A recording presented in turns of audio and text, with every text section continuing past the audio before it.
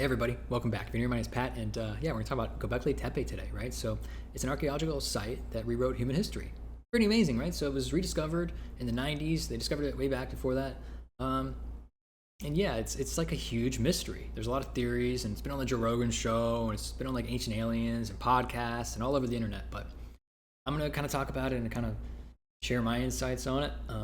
Which I'm not a real archaeologist, so I don't really know what I'm talking about, but I have opinions and stuff, so I'm going to share them.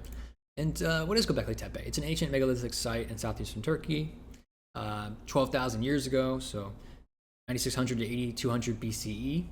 Predates the Stonehenge by 6,000 years. That's pretty amazing. Predates Egyptian pyramids by 7,000 years. Predates pottery, writing, and the wheel. And they say it was built by hunter-gatherers, not settled farmers, right? Because civilization didn't exist back then. So yeah, stuff just keeps getting older. It's pretty nuts. And we'll see what happens as it unravels. But the discovery was in 1963 by archaeologists, but was dismissed as a medieval cemetery. They're obviously very wrong. It was rediscovered in 1994 by German archaeologist Klaus Schmidt.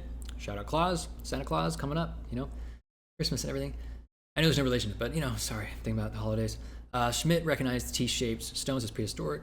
Excavation began in 1995, continues today, and only 5% of the site has been excavated so far. So 95% left to go, and I heard there's olive trees being grown around the area and kind of doing some harm and stuff. But hopefully they can figure it out, protect it, unravel the mystery, and let us all know, right? But at least they're monetizing it, right? Someone's getting paid. Anyways, the architecture's here, and there's enclave A, B, and C. I don't know which one is which, but they're kind of like circular, and there's T-shaped pillars, and they got like foxes, boars, vultures, snakes, scorpions, all this stuff like that on them.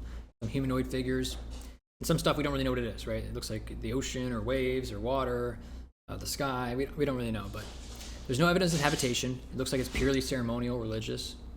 It's not like they found like food or evidence of people living there, right? And yeah, these T-shaped pillars are 10 to 20 feet tall, and they're 20 tons each. So I forgot to say that's pretty insane just by itself. And before the wheel, how did they get them there? How did they arrange them? How many people did it take? And yeah, that's why it's mind-blowing. It's before agriculture, before permanent settlements, before civilization as we know it. And it required hundreds of workers, advanced stoneworking techniques, and it suggests complex society without farming. So it kind of goes against the narrative of what we were taught in school. So the big mystery is, how do they do this? How do they move these without wheels or animals? Hey, animals are... It's okay. Be good. Be nice to each other. That's your sister. All right. Sorry, cats and dogs, Yeah, so why did they carve these intricate designs? Why would they coordinate? How are they motivated to do this? What was the purpose? Religious, astronomical, social gathering? We don't really know. But yeah, there's a lot of theories. So some people think it was the birth of religion. This one makes maybe the most sense to me. People hunt, they gather, they get lonely, they get scared, they meet each other here and there. Maybe they don't trust each other, but they do kind of gather and they kind of discuss ideas. Or maybe they can't talk, but they can write, just like cave paintings. And maybe they all kind of were theorizing religion, or something like that, and coming here to kind of worship, or maybe it was for seasonal stuff. I don't really know, right? It's really fascinating to think about, though. Some people think it was an astronomical observatory. Certain pillars align with stars or constellations, different alignments. I'm not so sure about that, but I haven't looked into it. I don't work at NASA or anything, so possible connection to the Younger Dryas comet impact theory. So that makes some sense to me, that maybe this is kind of a record of something crazy that happened, or the ice age, or a comet. Maybe it's a warning. So some people think that that's what it is, sort of a warning. And pillar 43 is the vulture stone. It's really the most famous pillar, and it has, we'll look at it, it has like some birds and some animals at the top and some handbag type things. And some people think it might be a star map. I don't really know about that, right? Controversial, but gaining some traction. Here's that vulture stone. So here's the birds, and then the bags up top, and some animals. It says there's a scorpion. I'm not sure about that, but I'm not sure what these designs are. Almost like a chain or waves, and a barrier. Maybe this is the sky and the heavens. I don't know. I really don't know. It's really hard to figure, and I'm not really buying any of the theories out there so far. If you have one, please drop it in the comments, because this is pretty fascinating to look at. And it is sort of the most intricate and thought-provoking one so far, right? There's a lot of different pillars with stuff on it, but this is sort of the most famous one. There's a strange reoccurring symbol. So these handbags, these aren't the only spot that they exist. in different ancient cultures like Sumerian gods, the Olmec art, Mari, Egyptian hieroglyphs, that all have these handbags. And I don't know if they're really handbags. I'm just calling them that, right? But simple shape, parallel development. It's just a coincidence. That's kind of the mainstream view. It's not that interesting. It's just a shape that maybe anyone could come up with. I'm not so quite sure. Maybe it does mean something. Intentional burial. So, religious sense, that makes a lot of sense to me. The common stuff, I don't know. But why was it buried, right? So why would they bury it deliberately? And I haven't dug into this factoid so much, but if this is indeed true and they buried it on purpose, I mean, that's another kind of motivational question. Like, that took a lot of work. Why would they do that? What's the point of preserving it? Why is this so important? So yeah, in 8200 BC, the site was deliberately buried, filled with tons of rubble and dirt, not destroyed, carefully preserved. Was it part of the ritual? It doesn't make a lot of sense to me. So some people think climate change forced abandonment. They shifted from hunter-gatherer to agricultural. That makes some sense. Protecting sacred knowledge from outsiders. I don't know. Lost civilization survivor. So, maybe we had really, really high-tech civilization before the Ice Age, and then we all sort of forgot it all, and that's where this is like sort of a relic of that, right? And it's just tons of stuff. It's just all missing, and we're going to find more, and we'll see. Atlantis, other lost civilizations. This is kind of like ancient aliens type stuff, right? Ancient astronomical computer. Some people say, they can track the precession of the equinoxes, the whole 26,000 year cycle, planetary movements, eclipse predictions. Some guy named Andrew Collins says it aligns with the Cygnus constellation. Some people say it was too sophisticated for primitive hunter-gatherers. Do we underestimate our ancestors? I definitely think we do. But not sure what this is for or what it means. I don't really think it's a star map or a computer. I'm not going that far, but I think it's religious, maybe a warning. Right? I think that makes a lot of sense. We'll see. The gods were real. So Book of Enoch, that's sort of like a Gnostic text, not in the regular Bible, but it is sort of a popular one. And it talks about watchers or angels coming from the heavens, mating with female humans and giants and telling us forbidden knowledge, all of this crazy stuff. But some people try to link it to that. I don't know about that. I don't know. Psychedelic religious experience.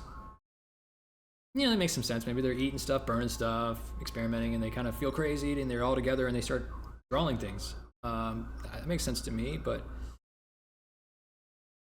I don't know. Graham Hancock explores this a little bit. Terence McKenna, stoned ape theory. I think that's a pretty interesting theory. I've looked into that. I kind of forget it. Psychedelic mushrooms are native to the area. That makes sense. They're doing crazy stuff. Anyways, there's connection to other megalithic sites in the area. There's the Karahan Tepe in Turkey, but then there's other ones far away where they think there's some connection, possibly. The Poverty Point, Nan Madol, Puma Punku. I don't know how to say this one in Peruvian. I think it's mostly coincidental. I don't think there's any real network or connection here. But again, they're very old. There are sister sites emerging. So these are 15 similar sites in the region, and this is the Karahan Tepe, and some of these are even older than Gobekli Tepe, right? So we keep finding stuff, and I haven't dove into these. Maybe I'll do another video, maybe a part 2, where I kind of do more due diligence myself instead of just relying on information I found pretty quickly. But I'm just sharing it because it's so interesting to me, really. All right, so these are really controversial people. They're the ones sort of talking about this topic, and they're all over the internet. Graham Hancock, probably public enemy number 1 for this. He wrote Fingerprints of the Gods, Magicians of the Gods. He has his own Netflix series, Ancient Apocalypse. Massively controversial. Kind of reminds me of Ancient Aliens, but one of the things people have a problem with is he says, the pyramids were maybe discovered by an ancient civilization, then they were kind of replicated, and he argues that the pyramid sort of quality goes downhill throughout the years, which is really interesting to kind of look at. And then, some other people, they think the Sphinx is older. We'll get into that in just a bit, but yeah, I mean, people don't want like Egyptians to like lose credit for the pyramids. That makes sense. There's a huge tourism thing there. There's a narrative that's already established.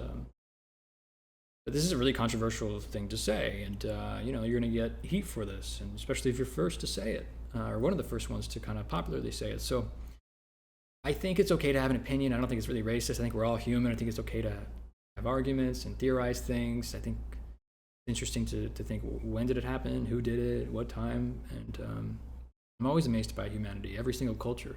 Why? I don't think there's any racial element to here, and I think that's kind of misguided, but people have their own opinions, right? I mean, they do. Whatever. Randall Carlson's perspective. So similar, you know, they label him as like a pseudoscience archaeologist type of guy, but you know, he focuses more on the geological aspects, drills, geometric, symmetry, and he agrees with some of these other theories we went over, right? But I think he's a little more reasonable. He doesn't say as many crazy things. Outside of this realm, though, you know, he is interested in other ideas, and he says crazy things. And I haven't been following him very closely, so don't quote me on that. But I think he's okay, you know, on this subject matter. And he says Earth has experienced multiple cataclysms. These have reset human civilization. We've lost vast amounts of history. I think that's all true, right? It's like, do we have ancient civilizations? I'm not sure, but we definitely are missing chapters, right? Without a doubt. So how do you think Gobekli Tepe is just a memory of one such event? Fair take, right? Robert Schnock's analysis. Robert Schock, I don't know how to say it. But, you know, this is the guy who first redated the Sphinx to 10,000 plus years ago. He says there's water erosion patterns. There's a whole wiki on it. See it here. Yeah, Sphinx water erosion hypothesis. So you can click on that and kind of read on your own, but focuses on weather patterns and kind of goes through an argument. Solar-induced dark age. Some other ideas I never really heard of. But he has some academic credentials that give him more credibility, so people don't kind of attack him as often. Jimmy Corsetti, this is just a YouTuber, 2 million subscribers, you know, very charismatic, does great videos. He also talks about Atlantis, which is really fun. But, you know, he kind of made this really popular and brought it back to the conversation. And I guess he's kind of the new Graham Hancock, right? But here on Joe Rogan, he's really good at presenting. You know, shout out Jimmy. You know, he's doing a great job, and he actually raised an issue. Right, he goes to Gobekli Tepe, he takes pictures, and he's noticed they're growing olive trees, and he started kind of banging the table like, "What are you guys doing? You're going to hurt the site. You know, the 95% that we haven't excavated yet." And I've heard that they are going to stop doing that. They're going to get rid of some of the olive trees, and they're going to do a better job. So we'll see. You know, I think there's a money-making business thing going down there, and there's lots of different stakeholders involved, and people aren't necessarily as motivated as we might think they should be to excavate this stuff. And it all makes sense. They have their own problems in Turkey to deal with. But yeah, I think, Jimmy, you're doing a great job. Keep going. There's my 2 cents there. And I don't want to have a strong take on these guys. I don't really know them personally, or I haven't been following them that long, but I really like Jimmy so far. So far, so good. All right, the big questions. What do you guys think? Please put in the comments. You know, here they are. Was there a lost civilization before the Ice Age ended? Why did they deliberately bury these sites around 8,000 BC? How do hunter-gatherers organize and build 20-ton stone monuments? Is the vulture stone really recording a cosmic impact? Why does the handbag symbol appear across unconnected ancient cultures? Are mainstream archaeologists too quick to dismiss alternative theories? Are alternative theorists too quick to jump to lost civilizations? What's still buried in the 95% we haven't excavated? What will Karahan Tepe reveal? Could there be Gobekli Tepes waiting to be discovered? Did religion come before civilization, not after? How much of human history have we simply forgotten? So like and subscribe if you like what you see. I appreciate you. I hope you appreciate me. We're going to have a lot of fun here. Like I said, see you guys later.